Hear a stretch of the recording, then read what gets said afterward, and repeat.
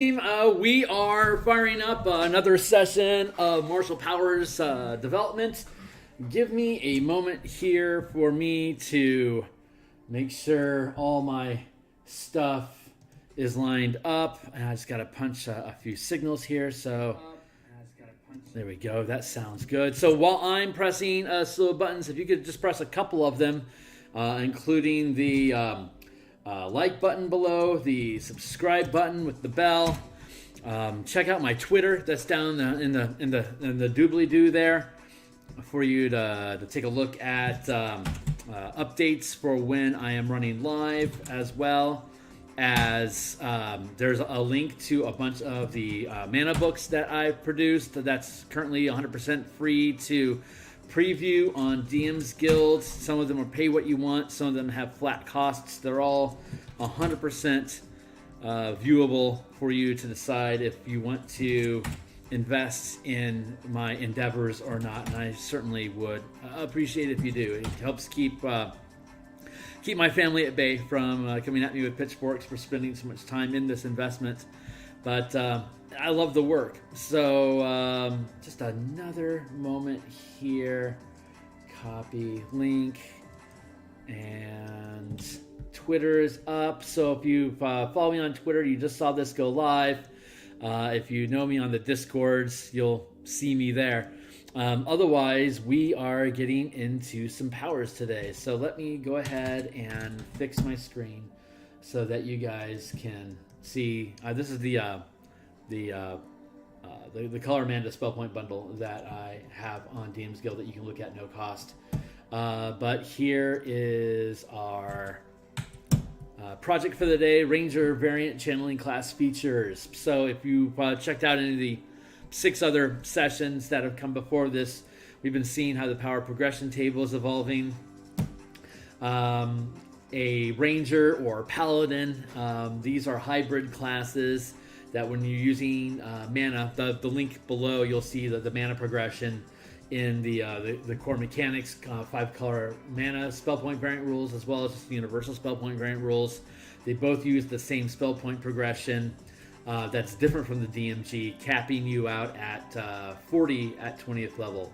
There is a debate that can be made that the Ranger and the Paladin should both be on a short rest 20 mana mechanics, identical to the monk.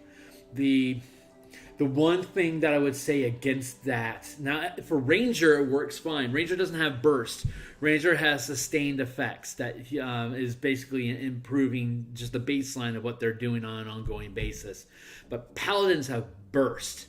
And when a 17th level Paladin can use a bonus action to cast a Smite spell, and then also use Divine Smite for a 5th level spell slot to spend 2 5th level spell slots on one single attack that you've already confirmed. The bonus one is the first time you hit is going to deal damage on the first thing you hit, whether you are going to crit or not. So that's just a static 5d10 damage, and lo and behold, you can see down here that we can cap out at 5d10 damage. But the Ranger, the Paladin can also on demand, on hit, crit, decide or not to spend a 5th level spell slot to gain the 78 damage worth of smite damage pretty much whenever you please, but you can only do it once or twice a day. So there is a lot of Nova capability at the high end of play that allows them to basically dunk down 11d10 worth of damage on demand, and then it can crit. So that is basically a one and done that a Paladin can do. So we're still noshing over how fair is it to subvert that gameplay style to limit a Paladin only 20 mana on a short rest. You could very easily throw 10 mana at a Nova like that to do, 11d10 damage or whatever, and then have it crit or not. There's some design space that honestly needs to be figured out there. I like the idea of limiting them to only the 5d, the 5 mana at a go. That cuts their burst potential in half when they choose to have it, even if a lot of people don't even choose to learn smite spells, but a lot of people do. So it's an expectation that they have that needs to be addressed. So I'm in the process of that's why we're still in game design. We haven't published yet. It's still a work in progress. So as we continue, we'll be able to flesh that stuff out. I know that there's a solution for paladins using the smite system instead of just sticking with the divine smite system that they already have. But there's just so much more flexibility that exists inside of these smite effects that are basically just cooking together the smite spell effects with the on-hit accessibility of divine smite. So that's the circle we're trying to square, like a flaming strike. It's a 1 mana expenditure. Flaming strike, you deal fire damage with your weapon, and you deal a power die worth of mana. You do a power die to damage per mana that you spend, similar to paladin smite spells, and you automatically catch somebody on fire, and then they have to make a dex save to end the burning effect. So there's a lot of value added right off the base for divine smite blended in with the smite spells, and obviously we've got 24 of them sitting here right now, and there's more to come. We still don't have a top end 5th level access here. I'm thinking there might be some stuff in the Witcher there that might be able to, or the Blood Hunter that might be able to fish that out, but I don't recall seeing anything offhand that scales that hard. But having said that, the whole point here is, why are we having a hybrid long rest mana progression here as opposed to just making everything a short rest mana progression that would be identical to key? I mean, you can see it all lines up pretty succinctly here. It's just that the long rest is giving you 40 as opposed to short rest is giving you 20. So the Ranger can absolutely do it. Whether or not I can be satisfied with converting the Paladin's burst capability of doing, like I said, 11d10 damage on demand, but not having all of it crit as opposed to having half of it crit, there's that's something that's still in development. But I'm certain we'll be able to crack it. We've cracked all the other equations and problems that we've ran across so far. Paladin's just going to be next on our chopping block. So, having said all that, your power die starts off as a D6, becomes a D10 at 10th, becomes a D10 at 18th. Yeah, y'all can see what I'm doing. Good. You can have up to 5 mana invested in a power. Now, Paladins gain an extra die for free. So at 18th level, a Paladin would be doing not 5d but 6d10 damage, which is pretty comparable to the 7d8 that they would get for 5 mana using the standard pH rules. And then at d6 at 2nd level, the smite would have 2d6. It's not 2d8 off the bat like you would expect, but again, all these powers are giving you extra stuff. As an on-demand auto hits, auto effects, and the victim has to turn it off with a save. So there's a lot of value being gained out of that basically anyone can have access to. It's just the Paladin accesses it with an extra die, so it's better. And that's more incentive for me to figure out the doubling effect for the bonus action spells that are being assumed into here. But the Ranger doesn't have those same effects. The Ranger's stuff is more exploit, like on use, it's over with, like Steelwind Strike, Pass Without Trace, Hunter's Mark, conjuring things. You don't have to use just martial powers if you use I guess for lack of a better word, a Power Ranger. But you gain your progression of you'd have up to 16 abilities, 16 powers at 20th, and a Ranger can choose to swap in Ranger spells instead of learning powers if you choose. You can also learn feats. You can also learn fighting styles.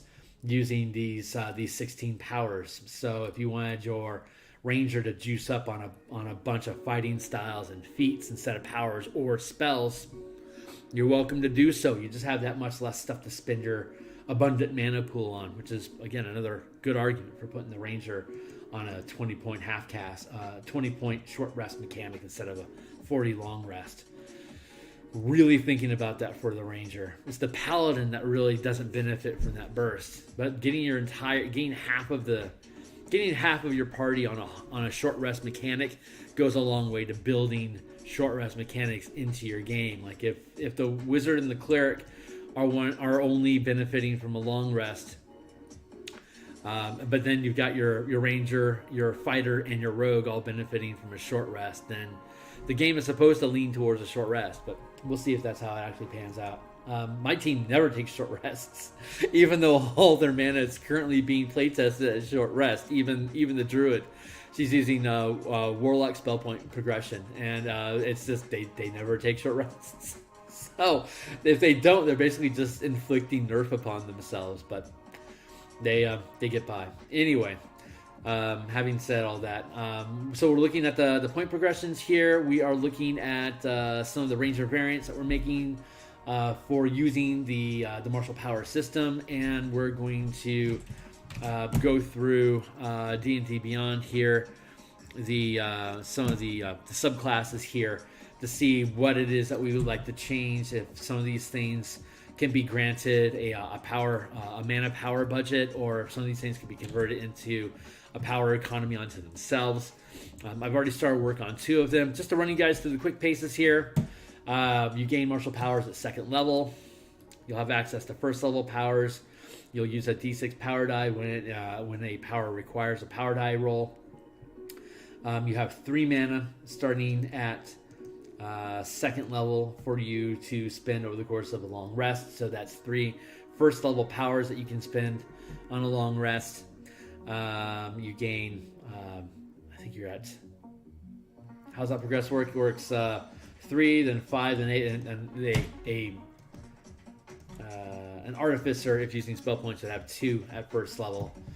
And then you got 3 at 2nd, 5 at 3rd, and then it stabilizes at 8th at 4th with 8, 10, 12, 14, bloody, blah, up to 40. It's just basically 2 points per level from there on forward. So really easy mechanic, pretty simple to scale through.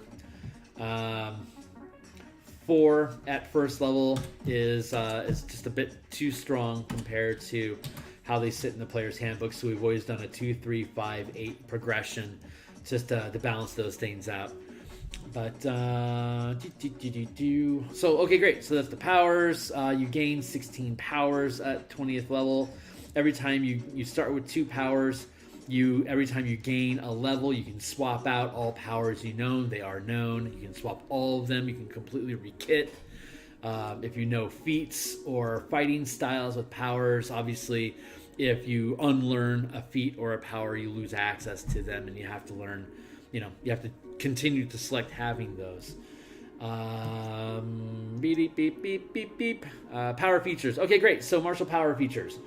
So let's see. You get 2 powers, 2nd level. Let's go and let's just start going into the the Ranger setup in general. So using DMG. Currently, we haven't made any change to favorite enemies, though. That is something that we're looking at for the revisions to the 5-color mana core mechanics book that I have published. We're updating that, and we've got a lot of stuff involving color mana and creatures that we can do with rangers. Natural Explorer, again, that's going to go through revisions with the 5-color mana core mechanics book. Fighting style and spellcasting. We know that spellcasting is getting swapped out for powers already. We discussed that.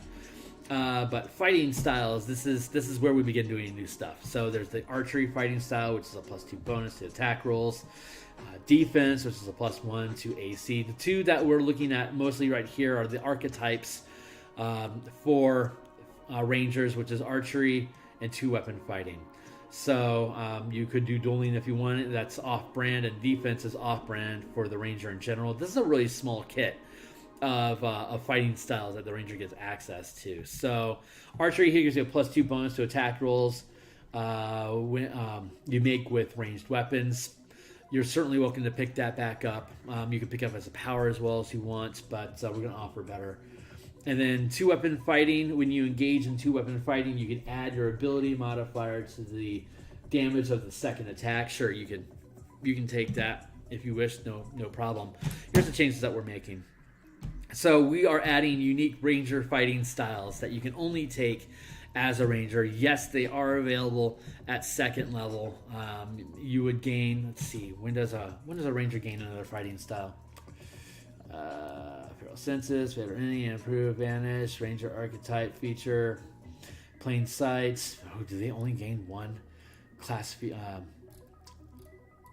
one fighting style ever?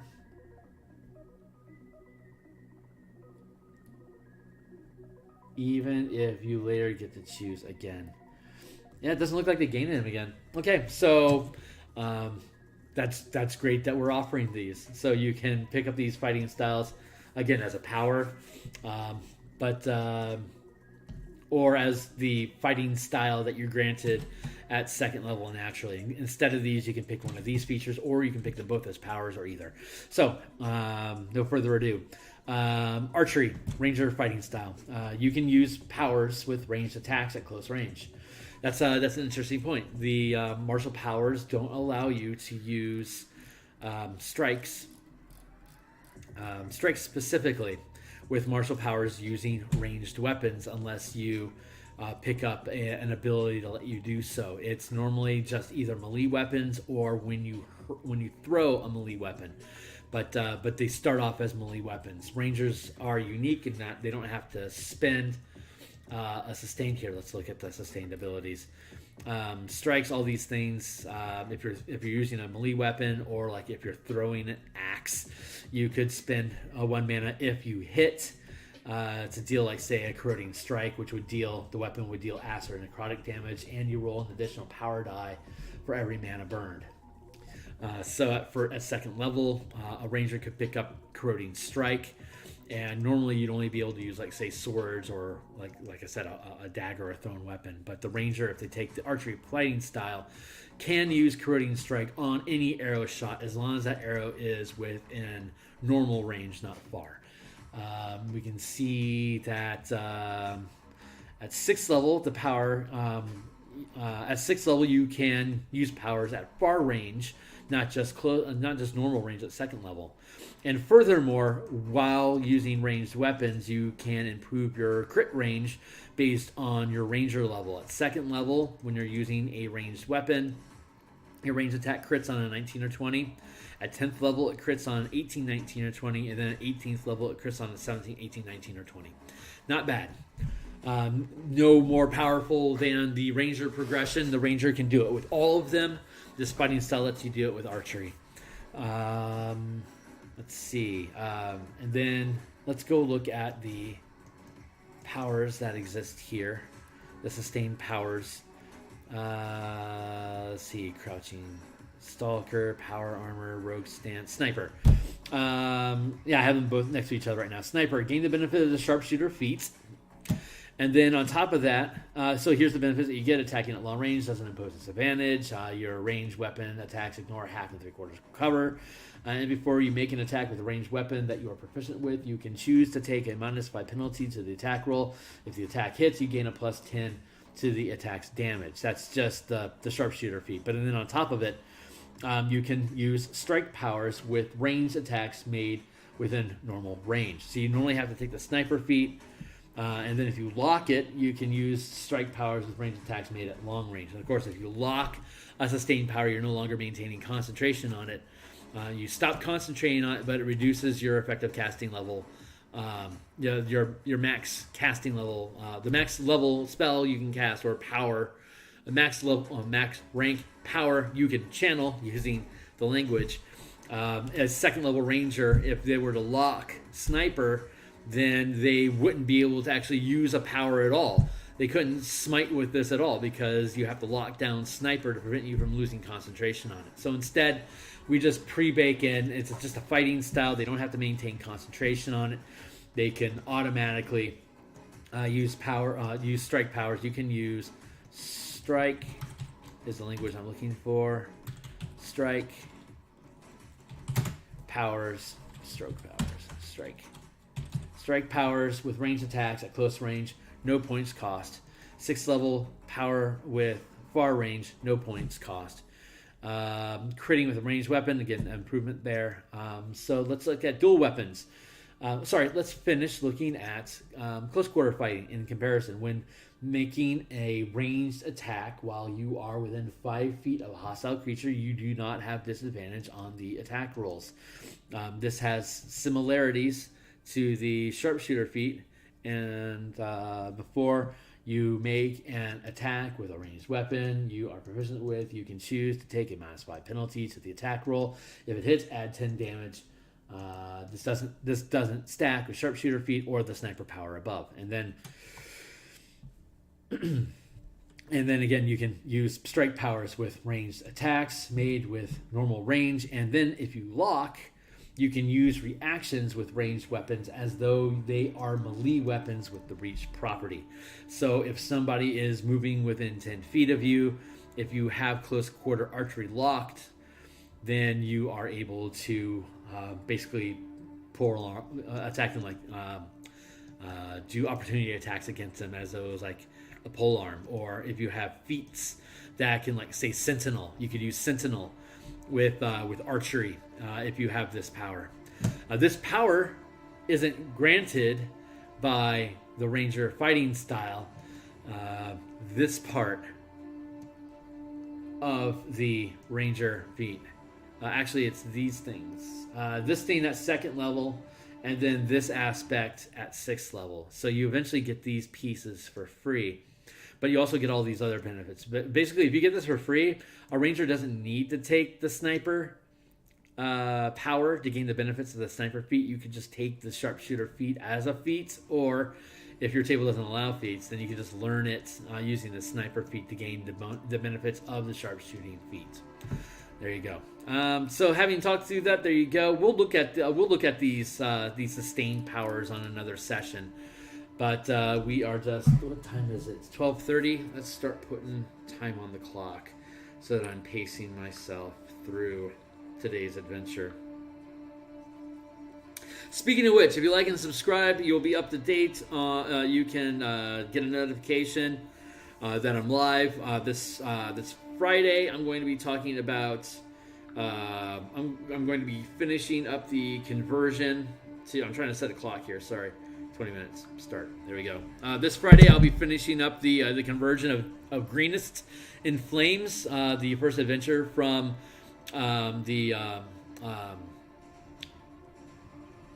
what is it? The Dragon Queen, Cult of the Dragon Queen, whatever it's called. I'm blanking the name of the adventure.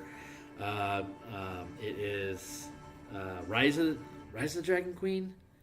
I think that's what it is. Anyway. The Dragon Queen adventure, we're converting the first chapter of that adventure into a mass combat adventure challenge that we should be finishing on stream this Friday. And then we'll be able to start setting up play tests for folks next month to play on it. But so stay tuned for that on Friday. Back into this, let's look at the other dual weapons. This is the other ranger fighting style, specifically dual weapons. Different from dual weapon fighting or other dual weapon mechanics in general, you can wield any 2 weapons one-handed without penalty. Use either, and you can use either weapon when you do. So this doesn't change any of the mechanics of 2 weapon fighting. You get 1 attack with your action, and then as a bonus action you make another attack. It's just they don't have to be light weapons, and you're not penalized if they're not. That's just a ranger. That's how they used to be. That's how they are. And then at 6th level, another 6th level progression. At ranger at 6th, at ranger 6th, same as above. After similar to the monk, after the attack action, you can spend 1 mana to make 2 attacks as bonus actions with either weapon. So you make, at 5th level, a ranger gets 2 attacks. And then so at 6th level, when you gain access to this ability, if you make the attack action, you've got your 2 attacks. And then you can use a bonus action to make 2 more attacks at the cost of 1 mana. It's basically flurry of blows, but it requires you to be dual wielding while you are doing it. And again, you can freely use either weapon. So if you got a bonus action, you can use 4 attacks with 1 sword if you want, or you can mix up the attack between the 2 of them, the 2-2. You'll have different weapons that maybe have different advantages, so you want to be able to utilize them. This is just basically 1 mana and the cost of an attack and a bonus action. You can make 4 attacks. There are many Ranger class features that allow you to gain an extra attack, and most of them are framed as bonus actions. What we are going to be doing, and you'll see this as we go, is that this is going to be an additional iterative attack. When you make the attack action, you get a 3rd attack. I think some of them work that way and others don't, but our grand scheme for the Ranger is to have the Ranger Archetype bonus attacks that you gain become additional attacks during your attack action, so you can leave your bonus action freed up to potentially do, at say 6th level, 5 attacks per round, or alternatively have your 3 attacks as a single attack weapon and then use your bonus action to do all the cool stuff that Rangers are supposed to be able to do with a bonus action. So that's pretty quick and skinny. Let's look at Power Mark, which is a 2nd level power that you gain as a Ranger, and it's designed to replace the Hunter's Mark. So this is unique to Rangers. If you want to learn it, you have to be a Ranger. If you're multi-classing into Ranger, then you can pick up or drop it from your known powers whenever you gain a level as you please. It's a 1st level strike power. So 1st level strike powers, when you hit, you deal damage similar to a smite, and you'll do 1+1 power die, which we know at 1st level. We're looking at a 2nd level Ranger that gains this power. They're going to be doing a d6 damage. So when you hit a target, you deal your weapon damage plus an extra d6. So and then you mark the target, which you can sustain, and sustain is a concentration effect, or you can lock it so you no longer have to concentrate, but doing so removes your ability to cast your max rank that you can channel gets dropped by 1, and at 2nd level it's only 1, so that means you have the ability to 0. You can't use any new powers while you are sustaining this effect at 2nd level. At 6th level, or for a Ranger at 5th level, when they gain 2nd level spells, then they can now channel 2 mana worth of powers. So if you lock if you were to lock the power mark, then you would still have a point free to do smite damage against them or use other 1st rank powers as you please. So you strike, you mark them if you sustain the mark. So if you are sustaining a mark, you will always deal an extra power die of damage to the marked target until that marked target reaches 0 hit points, until you switch targets with a bonus action to hit, or you dismiss the effect. So once the mark is on, you're using a bonus action to switch who your new target is. And while they are marked, you gain advantage on intelligence investigation checks and wisdom perception checks against that person. You can use, so while this effect is active, you can use a bonus action to hit a target. And if you hit that target, you can then trigger the Power Mark Strike, which is you deal an extra plus PD damage, and when you do, you switch the target to that new target. If, however, you lock this ability, sustain mark, you can that's a remnant. Let's see, you can sustain the mark no matter what, but that's what it is. If you lock this, you can switch the target on an attack action. So if you're when you are, say, 6th level, 5th level as a Ranger, and you have 2 attacks per round, and if you've locked Power Mark, anytime you make an attack, when you hit somebody, you can then choose to use that as a strike. I'm going to do an extra power die worth of damage, and they are now my marked target. And when I strike another target instead of that guy, I can either just do my normal weapon damage, or I can choose to instead do an extra PD worth of damage, and now he is my marked target. So you can change it. You no longer have to use a bonus action if you lock the power marking ability, power. So that is a unique mechanic that doesn't exist inside other sustained or strike effects right now. It's pretty fun. So those are the only two things that we've developed so far at second level that are different from what already exists inside the game. So pretty simple, but let's look at power conclaves. Pack tactics. If you've seen Kobold's channel, A, it's exploding, but B, he has a lot of really great takes on stuff. So he wanted to, he looked at the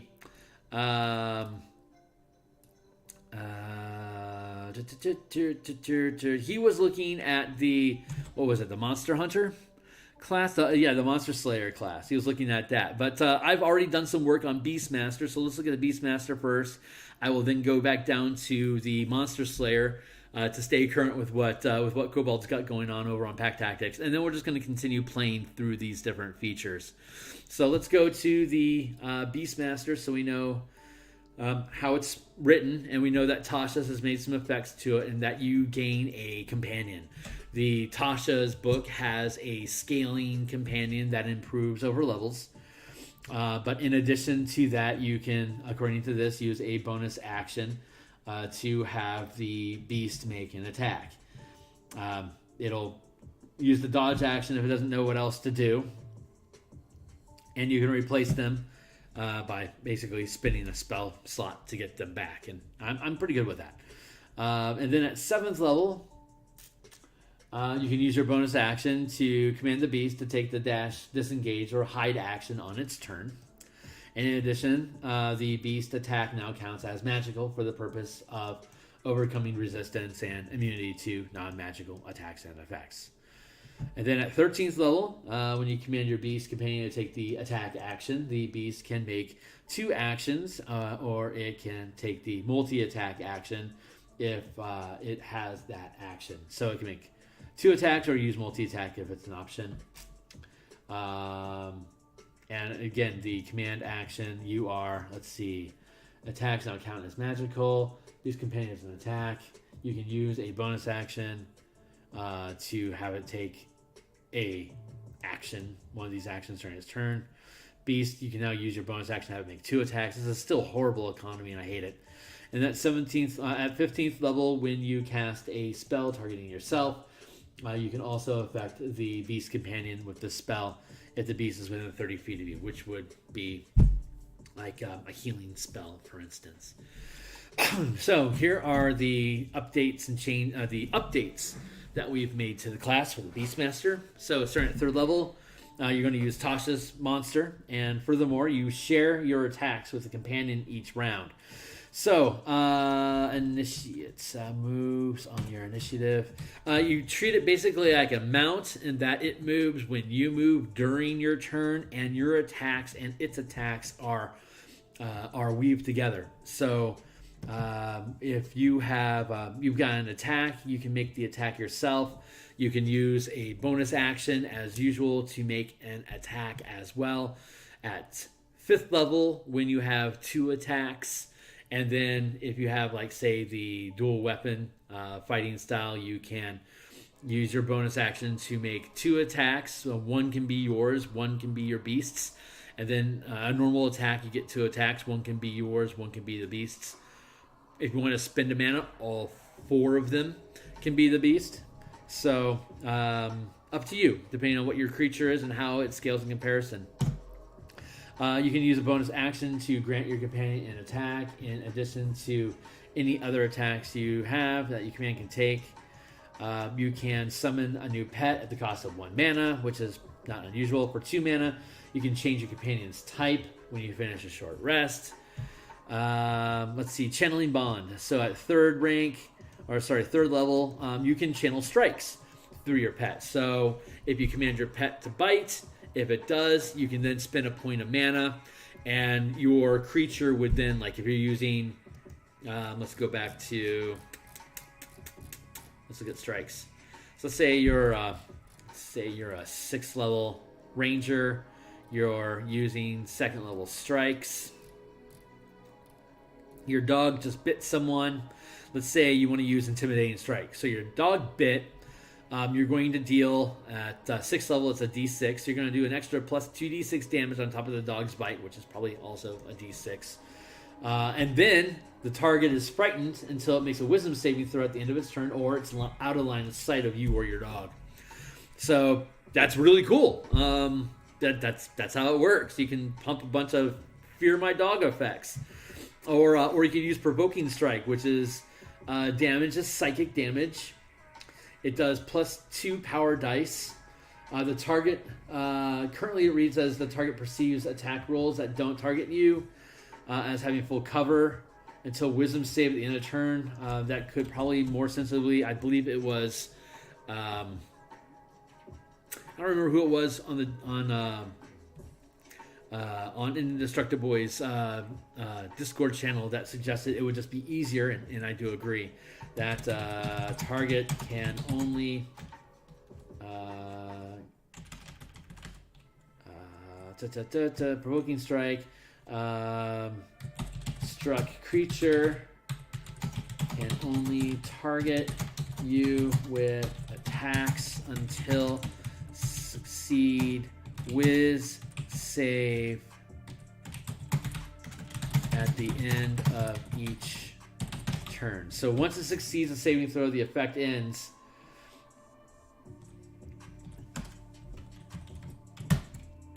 Creatures that are immune to charm are unaffected, and the effects end early if the creature can't see you, or if either you or it dies. But until then, if you hit with Provoking Strike, it's going to do an extra 2 power dice worth of damage on top of your weapon damage.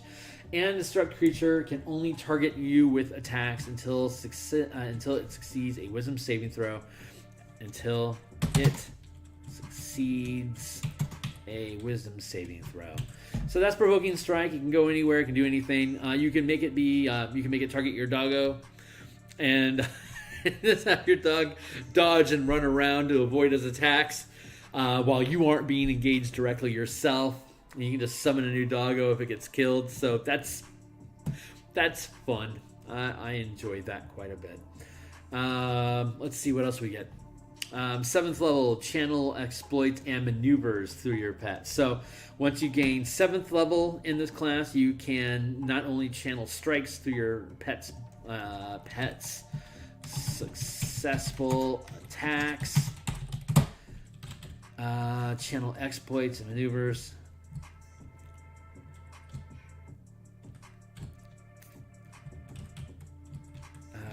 Let's see.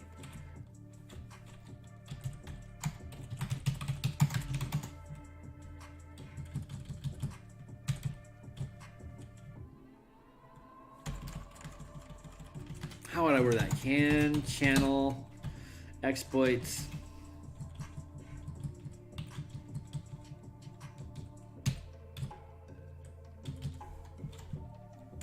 Right, so an exploit is an on-die effect. So if, for instance, you want your doggo, let's go look at some exploits. Let's see what we're gonna do. Let's say you want your dog to run up and bite somebody. So you could use what's a good one here? Ambush, solid charge. When you move 10 feet towards an enemy, gain +1 power die to hit and damage. So you could have your doggo attack. You could order your dog to run and attack that guy. So you pump 1 point. Your doggo can now do a charge attack. You could pump a point of Clip Runner into your doggo as well, since at 7th level you can channel up to 2 mana worth of exploits into any power that or anything that you're doing. So you could both Clip Run and charge. So your dog could gain your movement speed increases 10 feet per proficiency bonus at 7th level. It's a plus 30 feet. So your dog could run up a wall at its normal speed, say 30, plus the extra 30, which is 60. And then, since it's moved if it moves 10 feet towards an enemy that's, say, up that wall, you're going to gain an extra d6 to hit, an extra d6 to damage. And now that you've hit, you could then go back down and use, say, let's say Tripping Strike. Instead of adding a power die to your damage roll, you attempt to knock the target down. The target, say it's up a wall, right? It's 50 feet up a wall. You send your dog up the wall to go attack it. So Tripping Strike. Instead of adding a power die to your damage roll, you attempt to knock the target down. The creature can be one size larger than you for each point of mana burned, channeling this power. So you could put 2 points into a Tripping Strike for your dog as a power, and it could be a size large creature on a wall to do so. It must make a strength saving throw, adding 1 power die per mana burned, channeling this power to the DC. So you would add 2d6 if you channel 2 points, 2d6 extra added to your strength check. The strength check DC, which is going to be 8 plus probably the either strength or dexterity, could be wisdom instead if you wanted one of those 3. Let's say you're an archery fighter with a dog, so you're going to use your dex 18, so you're going to have 8 plus 4 plus prof modifier. That's 7, that's 15, and then you're going to add 2d6 to that 15 for them to prevent being tripped. And of course, if they're tripped, they're climbing, that's going to knock them off the wall. They will then fall for 50 points of damage. Your doggo is still up a wall. So let's go to exploits, and I think we have something that can help with that. Skill, prowess, tactical, cooperative, ideal, phase attack, ride the wind. Ride the wind, gain flight and double movement until end of turn, can choose to feather fall at end of movement. So double movement at until end of turn. So when you trigger ride the wind, that doggo's speed jumps from 60 to 120 as an exploit. And let's see, and it gains flight, so it can then just fly off the wall, and it still has 70 feet worth of movement, so it can get back to the ground. But even if it doesn't, you could choose to have the dog feather fall until the end of its turn, and then just touch down, no harm. So that's you spending 2 points for cliff running, and let's see, cliff running and charge. That costs 2 points to exploit to get him up the wall.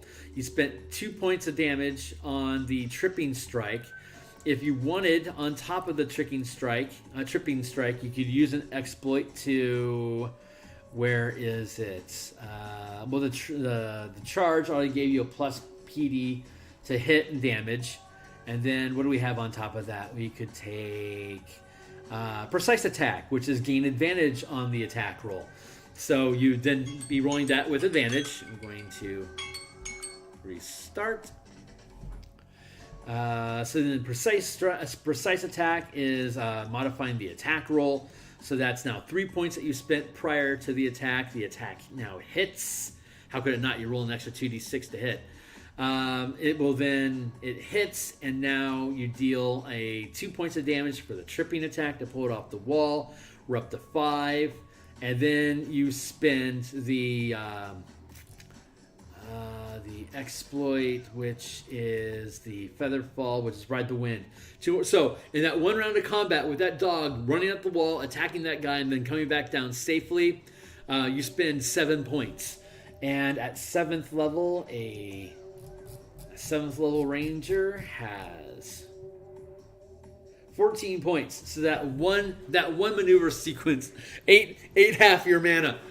So if it was using a short rest, then that would have been all of its mana, and it's out for now. But then it would take a short rest and get it back. So using these things you can Nova like hell and do cool stuff like that, but it is expensive to do it. So you have to parse that stuff out. It's cool. It is cool. Expensive, but cool. But, as you gain levels, you can cycle these things. Like doing that as a 17 level character with 34 points, you could do that often. So it's fun. It's just a fun thing you can do. At 11th level, you can channel reactions through your pet. Oh, we didn't look at maneuvers. Let's look at a maneuver that you can do with your pet.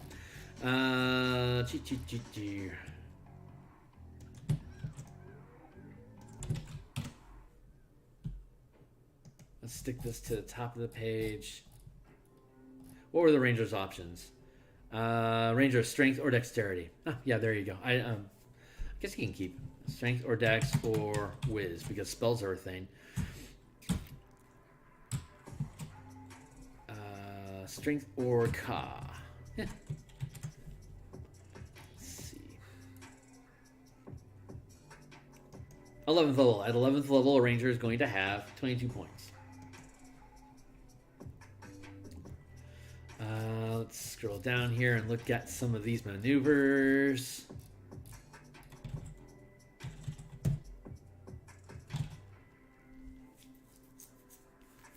Let's see, at 6th level, you can, what does it say? 6th level, you can channel exploits and maneuvers through your pet. So let's look at maneuvers. Maneuvers are performed on either an action or bonus action. Take your pick. You can do them both. You can do the same maneuver twice as an action and a bonus action in the same round if you so choose.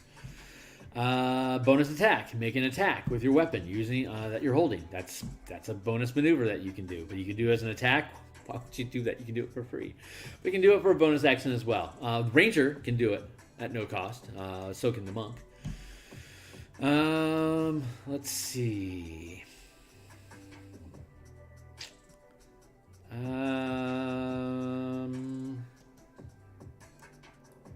Let's say goad. Target creature that you share line of sight with and can hear you is at disadvantage on attacks not against you until save at end of round or it hits you. Use a reaction to impose target minus PD on hit. So you could use this for your dog to have your dog goad. Your doggo is now goading your target. So the target creature that shares line of sight with you can hear you, and can see your dog, and can hear your dog is going to be at disadvantage on attacks not against your dog until it saves at the end of its round or it is able to hit the dog. And you can use your reaction to impose minus power die to that hit. So at 7th level, that's a D6 power die. So if they try to attack you, they're at disadvantage, and you can use your reaction to apply an additional minus D6 to that attack roll. There you go. And this is a one-time use. It's a bonus action or action to use. It'll cost you 2 mana, and it stays active against that target until it can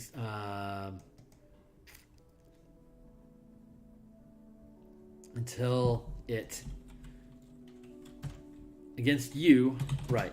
Until it succeeds a will save it in a round, or it hits you. Use reaction. There you go. What's another fun thing you can do with your doggo? Pack tactics. Make an attack. Allied gain. Well, you don't need to do that because you can just have your dog be the ally that gains. What about restraining hold? You could do a grappling strike with your dog to get his teeth on you, and then as a restraining hold while something is grappled, you spend 2 mana, and the creature dex or save. While grappling, creature dex or save takes 2 power dice of damage. If it makes the save, okay, so creature dex or strength saves and takes 2 weapon dice of damage, or takes half damage and is restrained until the creature succeeds a saving throw at the end of its turn. So while grappling, creature dex or strength saves. Success equals 2 power dice of damage. Fail equals take half damage, which is a single power die of damage, and is restrained until the creature succeeds a strength or dex save at the end of each its turn. The effect ends early if the grapple ends. Save in a turn. Target is still grappled.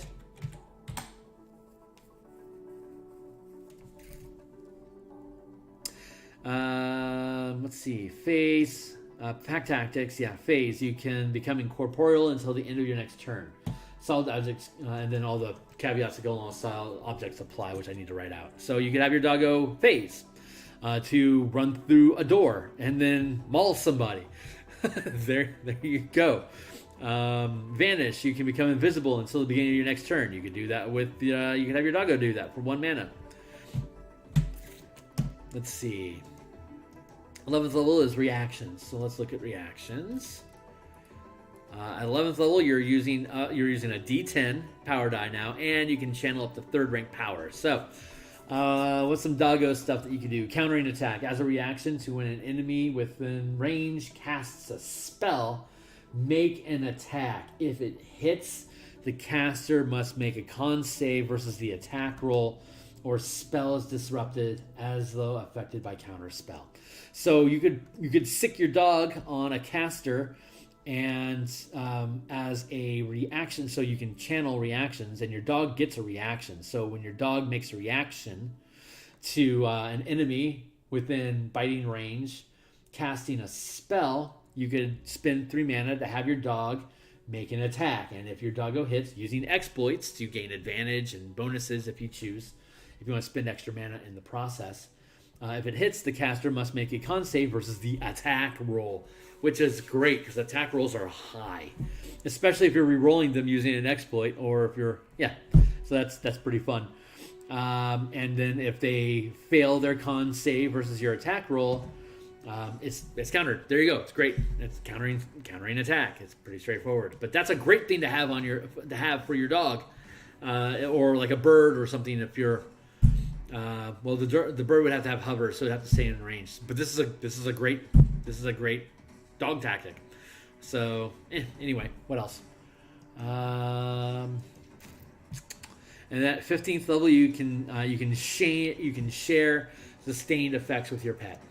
So let's go look at some of the sustained effects that we have. Like, for example, blind sense.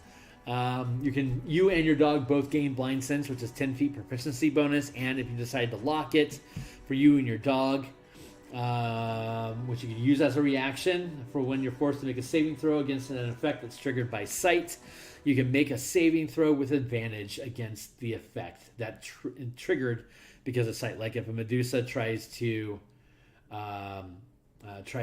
petrify you with their gaze. If you lock the blind sense as a reaction to meeting eyes with Medusa, then you can make your saving throw with advantage. And since it's locked, it remains in effect. You can maintain the blind sight, and if you make additional saving throws in the future, you can continue making saving throws at advantage because you've blocked this power. Alternatively, your beast companion would be able to benefit with you from power armor, which is your AC is 13 plus your dex plus 1 per max rank. So at 11th level, you have a plus 3 max rank. So your AC is going to be 16 plus the dexterity. And if this is your dog doing it, that could be pretty great. Say a dog with dex 14, it's now an 18 armor class. And if you decide to lock this power, you create a field of power that can be used as a shield for both you and your doggo that you are both proficient with. That grants a plus 2 AC bonus, and the shield doesn't need to be held. So if you lock power armor on your dog, you and your dog can both have a base armor class of 20, assuming that you're 11th level and you've got a 14 or better dexterity. So that's a good use of a point of mana to lock that. You'd still be able to channel up to second level powers or second rank powers while this is locked. You could continue to lock. You could lock power shield with it as well. Power shield is while using a shield, which power armor would qualify. While using a shield, the bonus to the AC is equal to your proficiency bonus. And if you lock it as a reaction to being targeted by an attack from a source you can see before the roll has been determined, you gain a plus 5 armor class bonus until the beginning of your next turn. You can burn 1 mana during your turn as an exploit to gain use of this reaction. So it's not all the time like you would have for the blind sense, which is while it's locked, you have an advantage on sight effects. But this is while Power Shield is locked, you can spend 1 mana per reaction to basically get the shield spell as an improvement. As a flat bonus. There you go. Let's see. Even if your max channel rank is reduced to 0. Yeah, so these are things that you can put on your dog with you. There's more other stuff, but we'll look over those as we go through on maybe 2 weeks from now when we start stitching down sustained powers and cleaning those up. So we are at almost 1 o'clock now. So we're going to continue. So that's basically how this works. Share spirit, exploit 2, any devotion as a bonus action. Let's see, shared spirit. As a bonus action, you can infuse your companion with renewed vigor. When you sacrifice a hit point, your companion gains temporary hit points. You cannot do so beyond your companion's maximum temporary hit point threshold. This is something I was looking at about using your hit points for your dog. I need to review Tasha's Cauldron to see how the critter ends up with hit points, to see if that's something I want to tack on or not. And then extra companion, which is a very, very old. This was a sustain. We used to call them auras, but we switched it to sustained powers because they're far more than just an aura. Extra companion, sustain 3 while you maintain this power.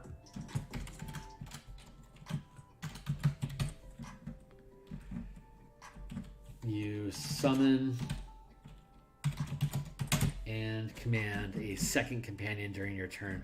Ooh, man, that's pretty good. It's pretty straightforward. So let's see here.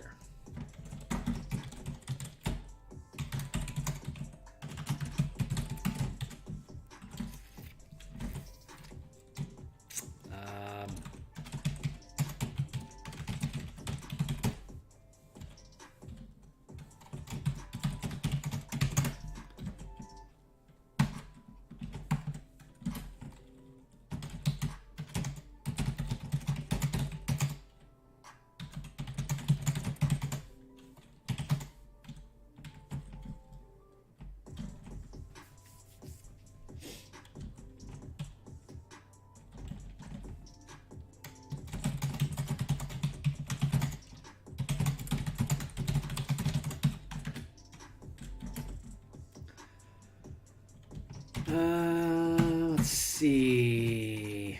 What would the lock effect for this be? It's a sustain 3. So while you're sustaining the ability, you gain an extra companion. If you lock, that can't be dispelled.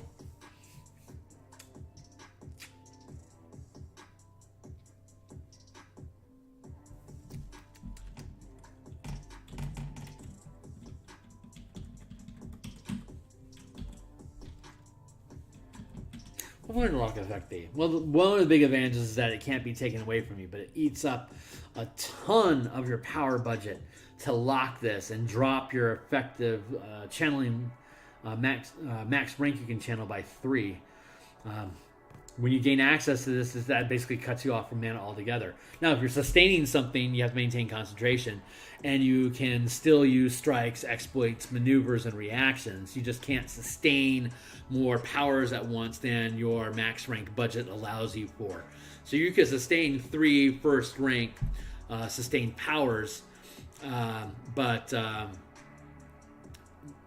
you wouldn't be able to sustain, like, say, 4 of them, because that's beyond your max rank of mana you can channel at any given time. But what is the lock effect? So whenever you sustain something, there's cool lock effects. And so we already know that locking is going to keep the companion so it doesn't go away.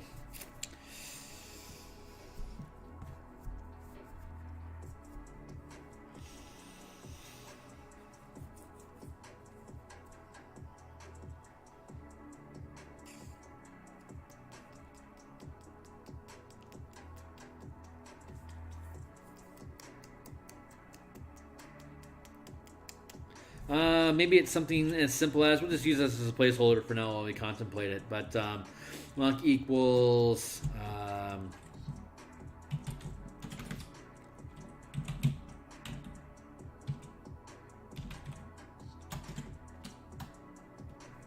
I was going to say companion can be commanded with a verbal command without using any action economy.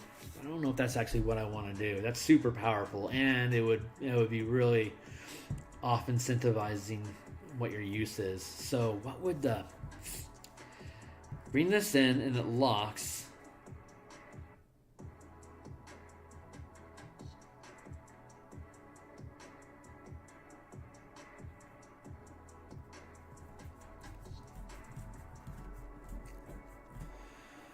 Huh. Oh, while locked, can re-summon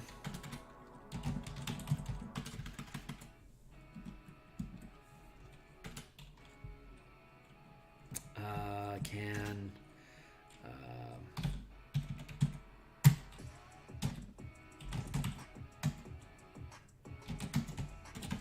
at 1 mana.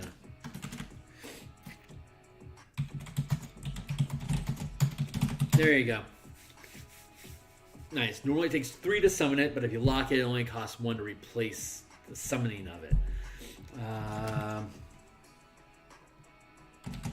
Even if your max channeling level is reduced to 0.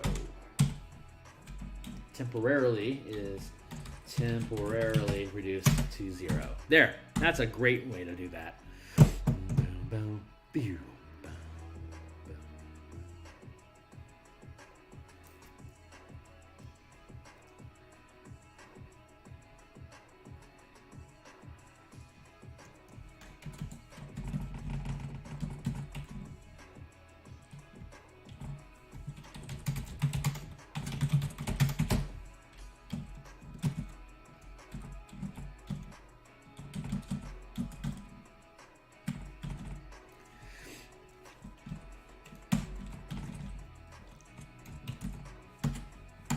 There. Good one.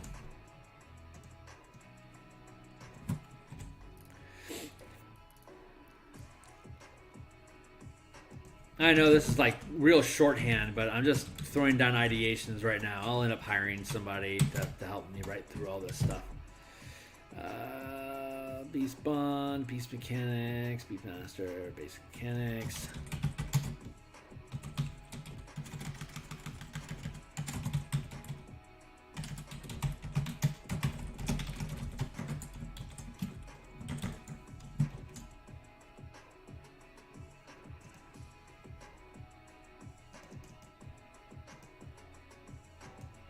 Beastmaster. There we go. And then Beastmaster powers.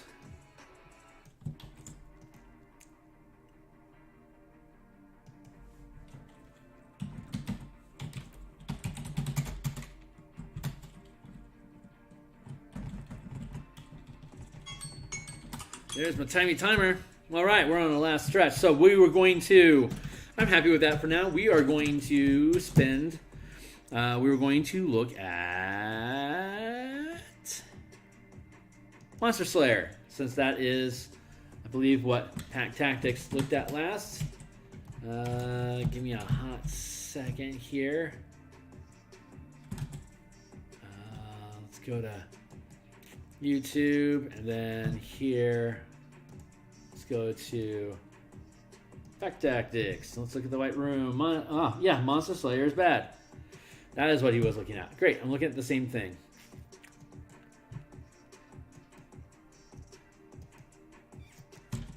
Let's see, Monster Slayer. So Monster Slayer gets spells, and there's no reason for us to not let them have those spells using powers. You get spells. Just be aware that they trigger off of your wisdom, not strength or dex, which is an option that the ranger has. So let's look at these different abilities. Hunter's Sense at 3rd level.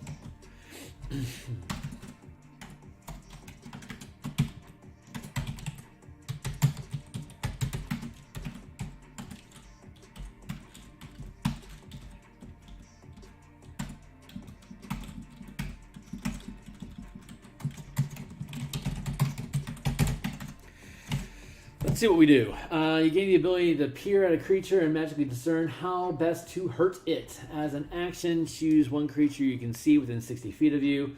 You immediately learn whether the creature has any damage immunities, resistances, or vulnerabilities, and what they are. If the creature is hidden from divination magic, you sense that it has no damage, immunities, resistances, or vulnerabilities. You can use this feature as often as you want.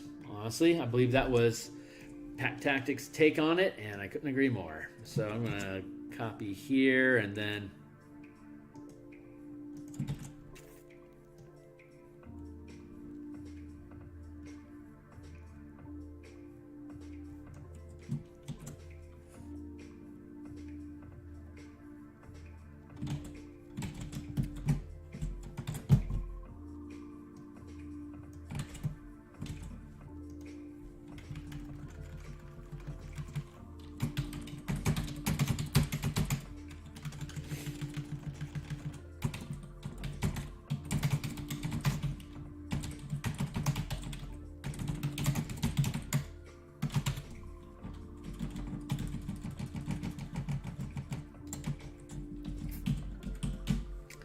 so you get the ability to appear to creatures the magical discern how to be sent. As an action, choose one creature.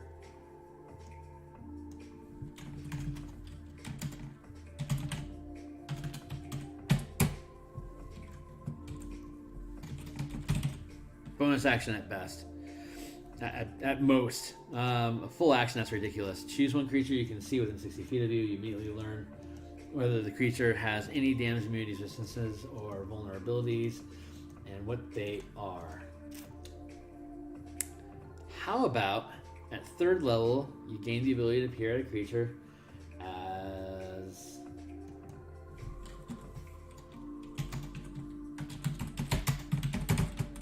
I like that better. As an object interaction. It's something, it's just not free.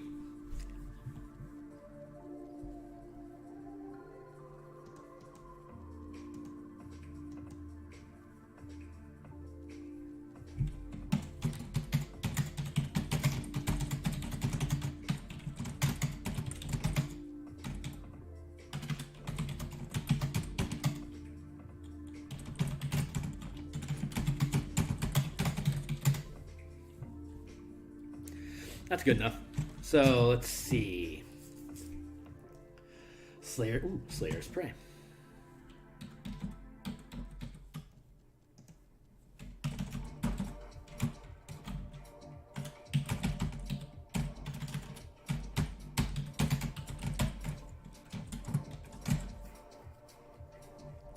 Third level, you can focus your ire on one foe, increasing the harm you inflict on it. As a bonus action, you designate one creature you can see within 60 feet of you as the target of this feature. The first time each turn that you hit that target with a weapon attack, it takes an extra d6 damage from the weapon.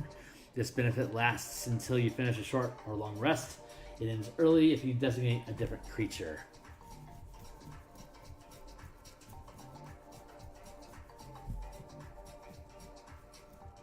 As a bonus action, you designate one target you can see as the target of this feature. The first time each turn you hit the target with a weapon attack, it takes an extra d6 damage from the weapon.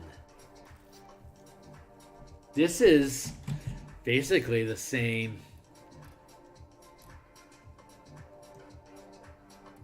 16, huh?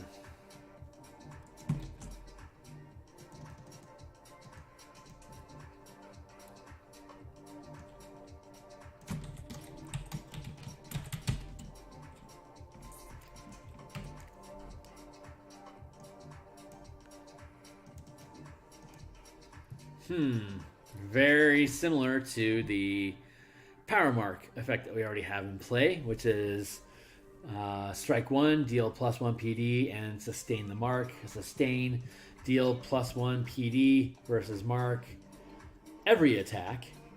Let's look at 5e Hunter's Mark. 5e Hunter's Mark.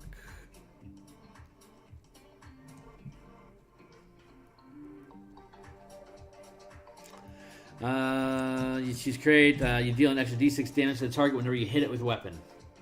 And you have advantage on blah. Okay, and then so the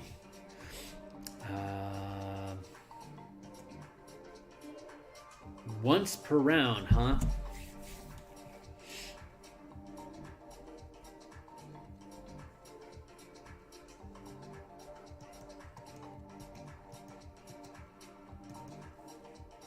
How do I square that? It's jeez.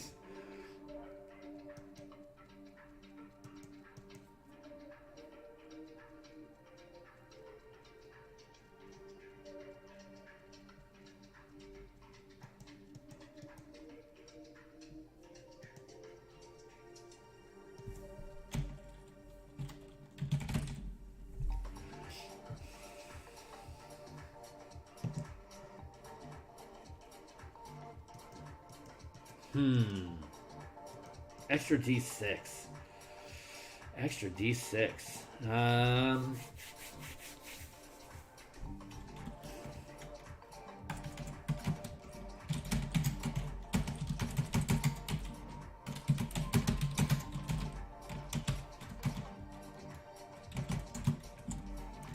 What do you want to do? Third level.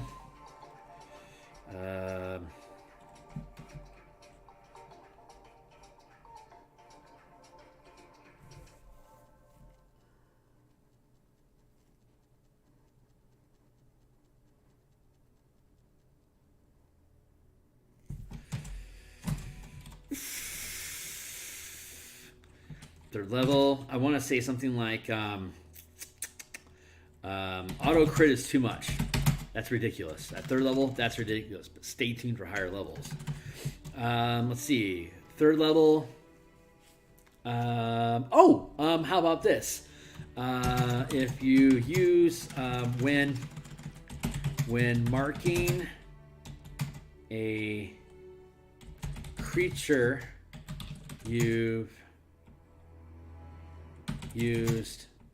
observed,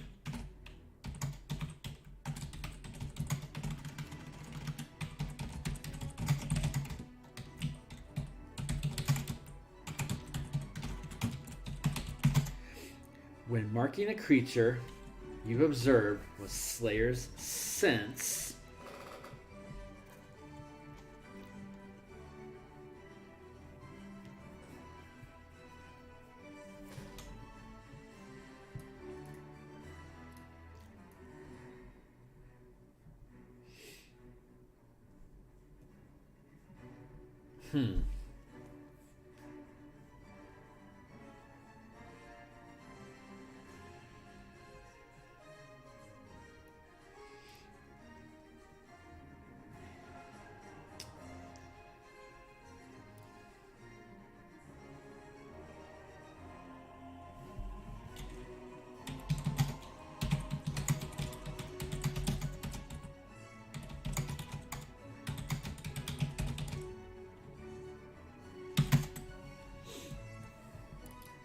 is that too crazy? All rolls are advantage? Because currently, power mark is you deal the damage, switch 0 HP until 0 HP, you switch targets. Takes an object interaction to observe through Slayer senses. And then you gain advantage on intelligence and perception checks, normally if they're marked.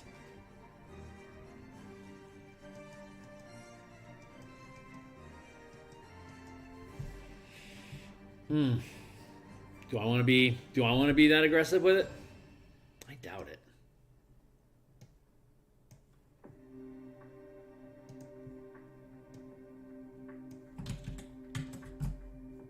That's all sitting nicely. That's me. Huh. Jeez, I think that's too aggressive. All rolls are at advantage? That's pretty damn good. And it only costs, jeez, and it only, boy, oh boy, that's nice.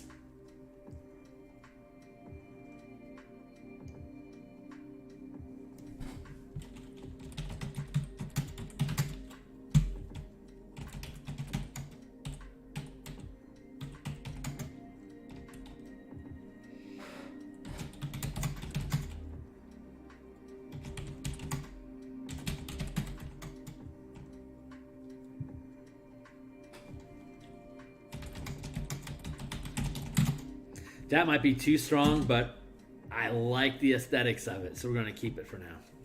So let's look at 7. Supernatural defenses. You gain extra resilience against your prey's assault on your mind and body. Whenever the target of your Slayer's prey forces you to make a saving throw, whenever you make an ability check to escape the grappling checks, add D6 to your roll. So let's go with...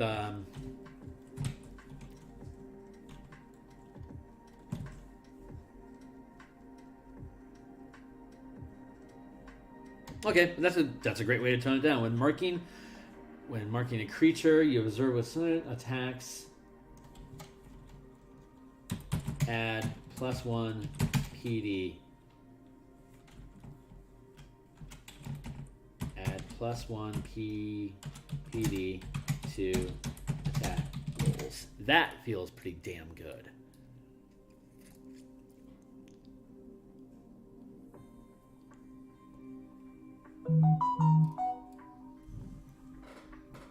Checking my thing here real quick.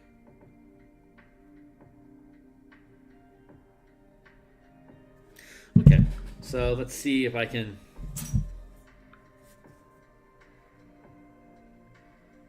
stitch up this. So far, I'm liking these changes already. So yeah, add +1 BD to attack rolls. That saves you a power up above, and then this one's going to be, what is this?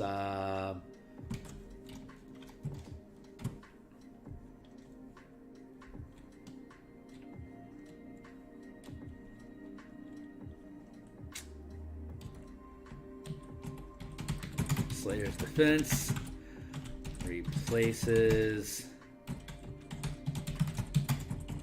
natural.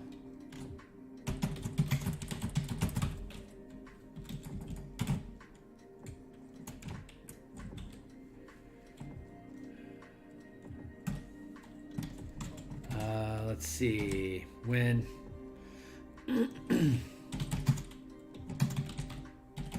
mark target that you have observed through Slayer's sense targets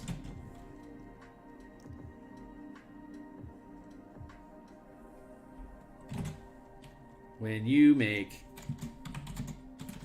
a saving throw or ability check to escape, grapple against a marked target that you have observed through Slayer's sense. Add +1 power die to the roll. It's a D6, becomes a D8, becomes a D10 eventually, so it's going to have scaling value. Nice. Next. Magic user's Nemesis, huh? At 11th level, you gain the ability to thwart someone else's magic. When you see a creature casting a spell or teleporting from within 60 feet of you, you can use your reaction to try to magically foil it. The creature must succeed on a wisdom saving throw against your spell save DC, or its spell or teleport fails and is wasted. Oh, wow. When you see a creature...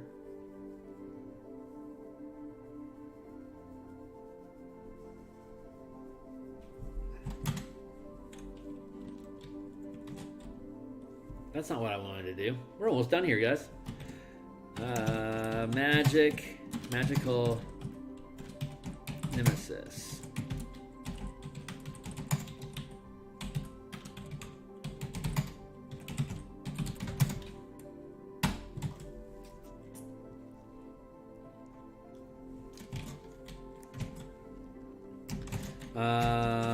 When a creature within... Oh, wow. When you see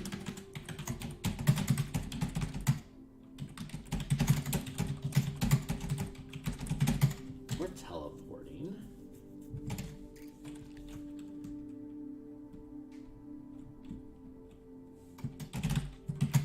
Then 60 feet, casting a spell or teleporting.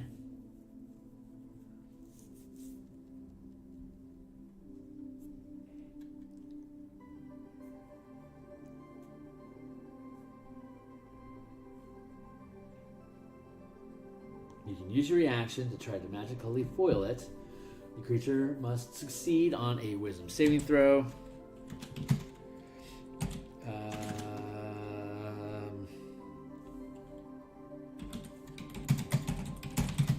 As a reaction to when you see a creature, target must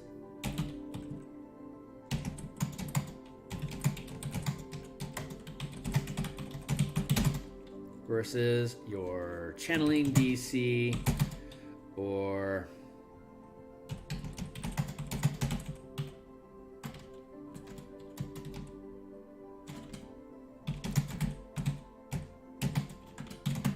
pretty straightforward.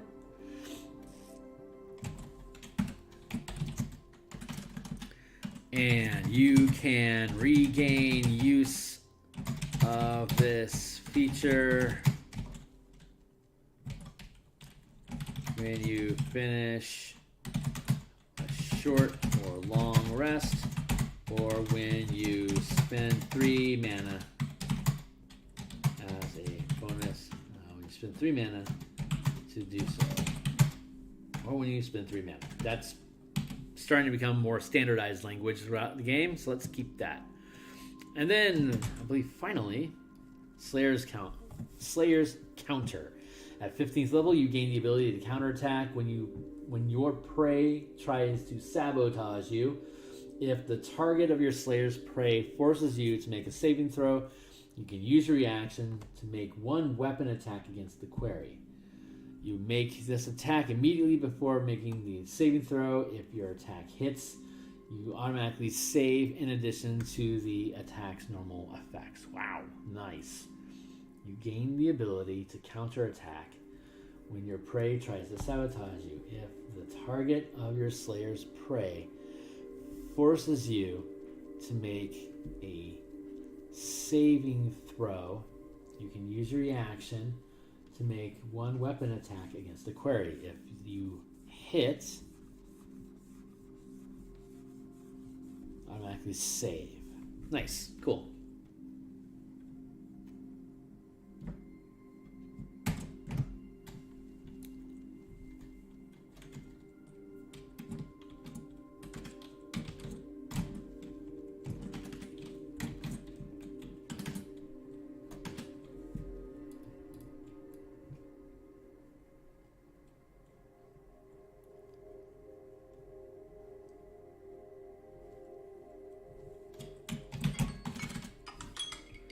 All right, well, as soon as I finish this feature, we're done for the day. So give me a hot moment here.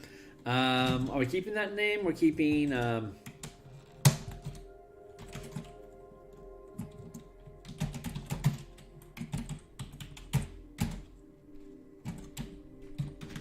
Slayer's Rebuke. How about that?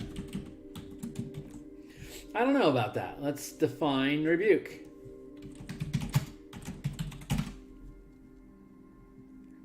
Express sharp disapproval or criticism of because of their behavior, action. She has rebuked him for drinking too much.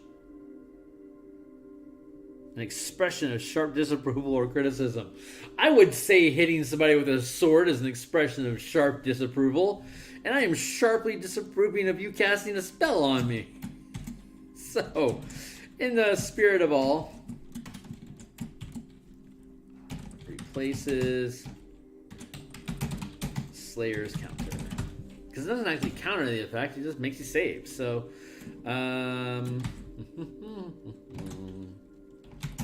when a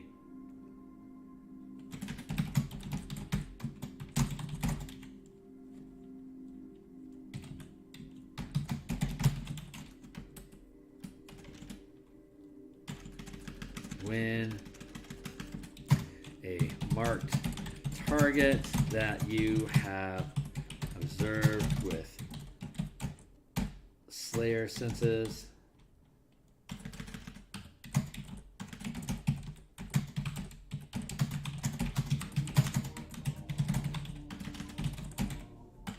is it with a melee weapon?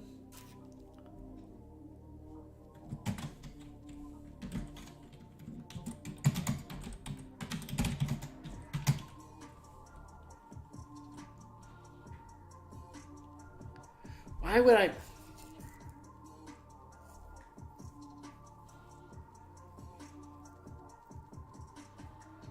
Oh, I see. As a reaction to a marked target that you observe through it with Slayer Sense, forcing you to make a saving throw.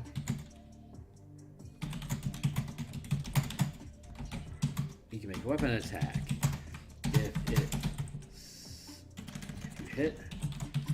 you hit, you automatically succeed the save in addition to any effects from the successful attack. So you could use Slayer's Rebuke to use a strike to smite somebody that can use Countering Strike. So when you are being, say it's a spell that's being cast and it's going to force you to make a saving throw, you can use the Slayer's Rebuke to have a reaction to that attack that allows you to automatically succeed a saving throw.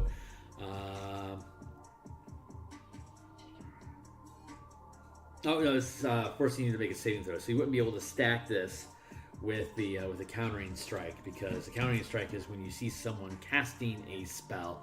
This is when you are forced to make a saving throw, which is after the fact. So a little different.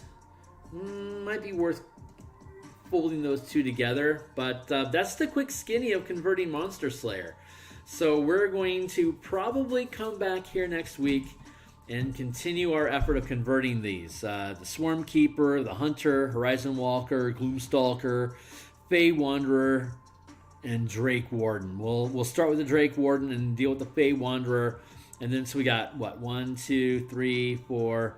We got 5 more of these to go. So I think in an hour and a half we could potentially get through all 5 of them. And then we will have a kit of martial powers archetypes converting rangers into the power paradigm.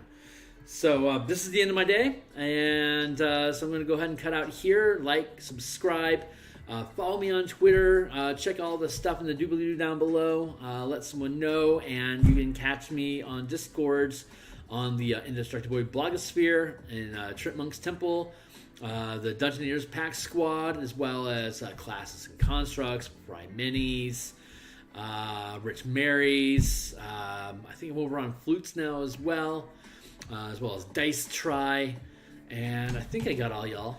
So I will. I'm looking forward to having more of this with you in the future, and I know I will be back on Friday to continue converting Greenest and Flames Adventure chapter from Horde of the Dragon Queen, first chapter into the Mass Combat and Command system, which is coming along far more easy and far more successfully than I expected. But that's next. So I'll see you next. That's this Friday. See you then.